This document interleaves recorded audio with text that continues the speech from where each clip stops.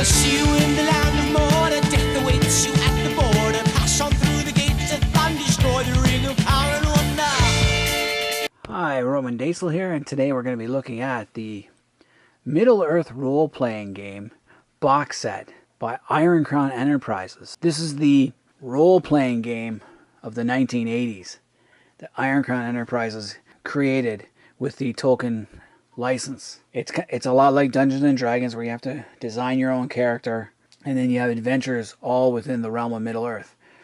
This is a very cool game system, very easy to use. If you're a Lord of the Rings fan like I am, then you'll love adventuring in Middle-earth. So this was the box set.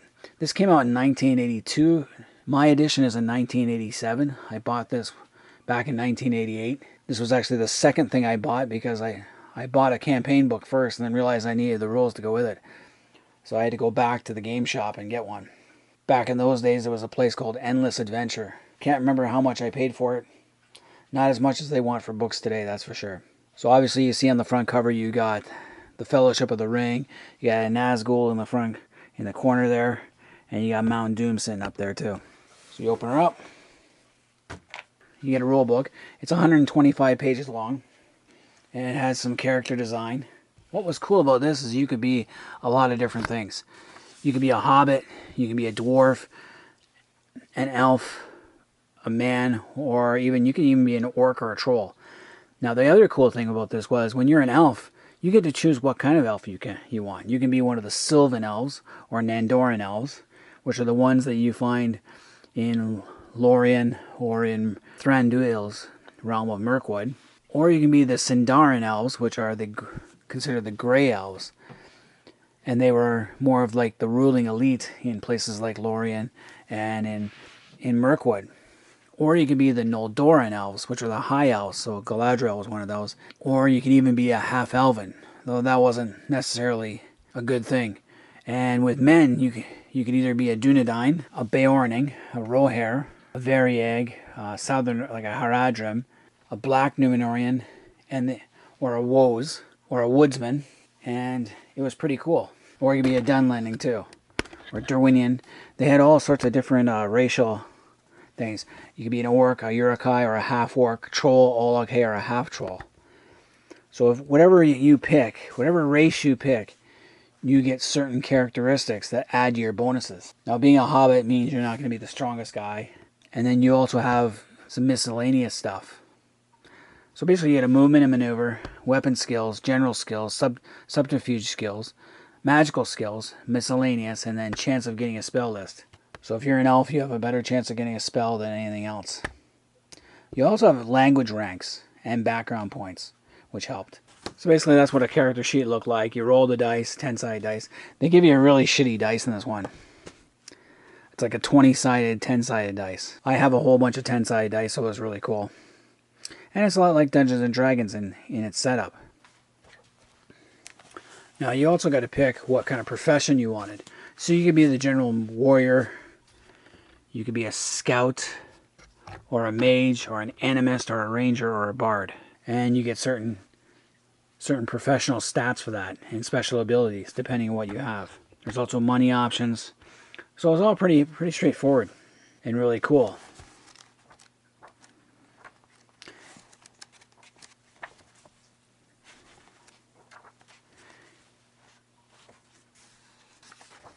And explain the rules. It gives you some basic magic lists. It also described the races, which I liked. Give you racial descriptions. And also the creature table. So basically it's a rule book. It gives you everything. So you got the rule book. And then you got the basic. And you got this little adventure booklet called the Loons of Longfell in Rudar, and it was like a starter adventure kit. And you had to play.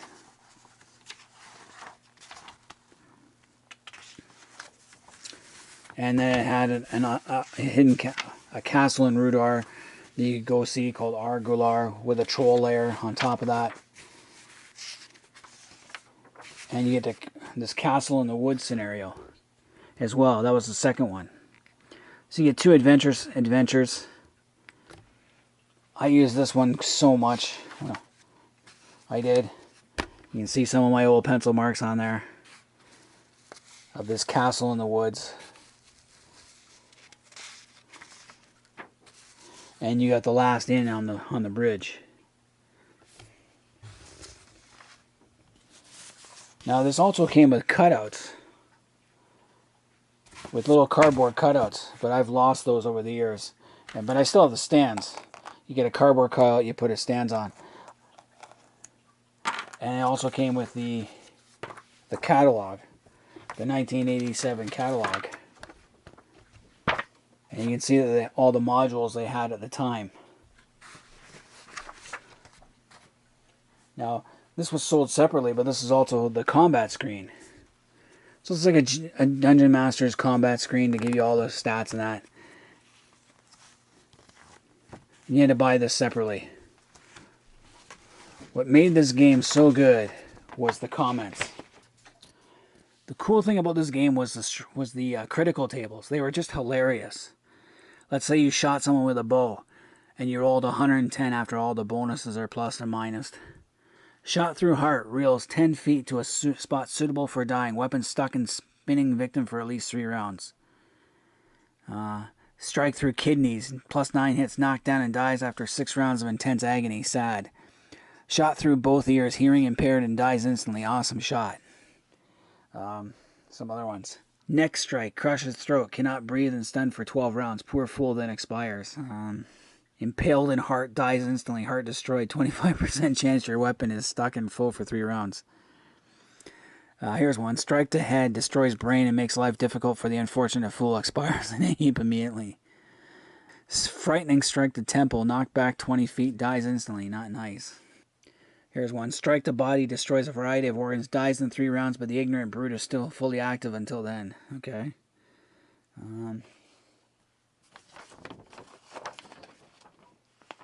So it had the most insane, like, if you try to do something, you blunder, you fail spectacularly. If possible, your static action has the opposite effect from what you intended.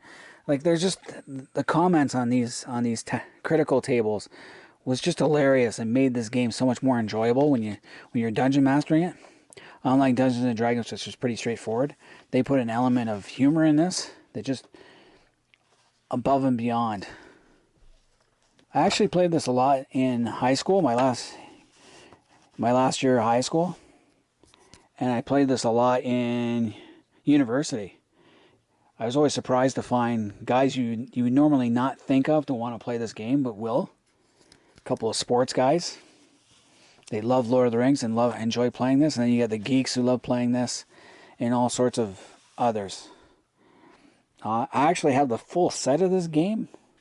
So it's definitely worth something. You go on eBay, you look for this stuff, and it's hard to find. Iron Crown Enterprises lost the license back in 1996 when the Tolkien Enterprise sold, when the rights to the movie were purchased, so too were the rights to the making a role-playing game. Went to Decipher, which did a terrible job. And it's too bad because Iron Crown really had a lot of good ideas and they really expanded the world beyond. I'm going to keep showing some. Every so often I'll show more and more of the books I have. But this was the first book, the rule book, and it was pretty easy. And it's too bad they don't make it anymore.